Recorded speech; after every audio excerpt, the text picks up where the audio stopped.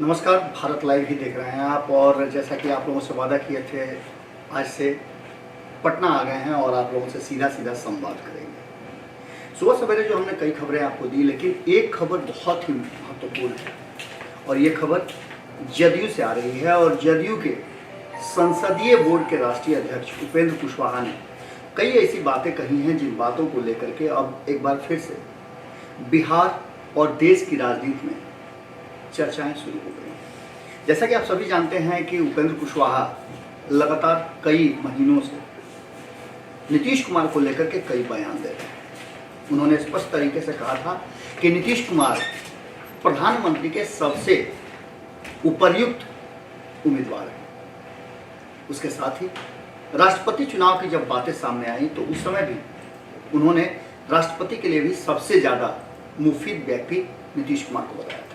लेकिन इन सब के बीच में कुछ चीजें ऐसी हैं जिसको लेकर के उपेंद्र कुशवाहा भीतर ही भीतर असहज थे। ये तब हुआ था जब आपने देखा होगा कि उपेंद्र कुशवाहा पूरी टीम लेकर के, अपनी पार्टी का विलय करके नीतीश कुमार के साथ आए थे। इससे पहले भी नीतीश कुमार के साथ हो रहे थे।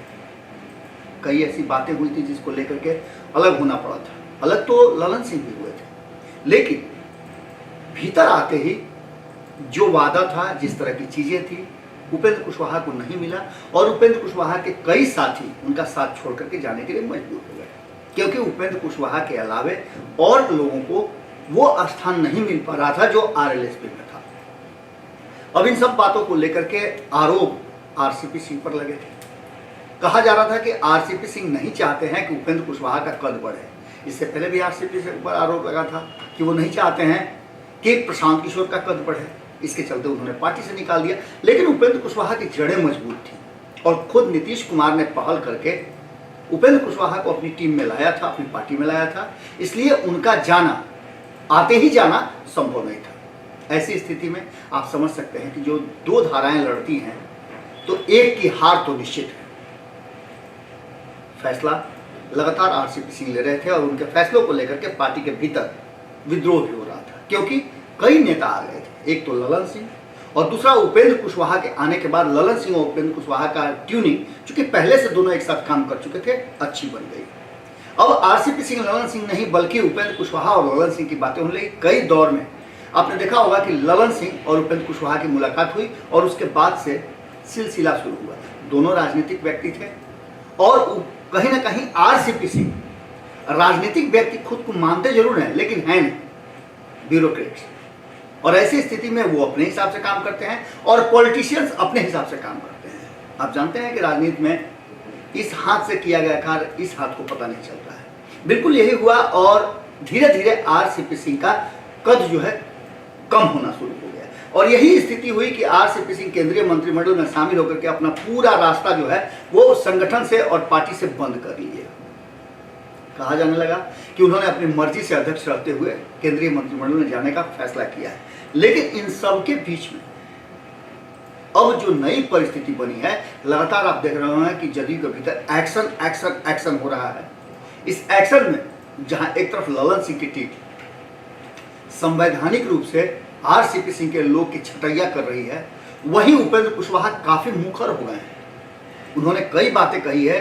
एक निजी चैनल से बातचीत के दौरान, मीडिया से संवाद के दौरान उन्होंने कई बातें कही। उन्होंने कहा कि आरसीपी सिंह हो या कोई हो, पार्टी का संविधान और पार्टी के प्रति वफादारी, ये दो चीजें बहुत महत्वपूर्ण हैं। जो इससे इतर होगा वो पार्टी में नहीं होगा। आपको याद होगा कि समता सेना बनाने के बाद, महात्मा ज्योतिबा फूले समता सेना बनाने के बाद आरोप उपेंद्र कुशवाहा पर भी लगा था कि वो पैरेलल संगठन की तैयारी कर रहे हैं।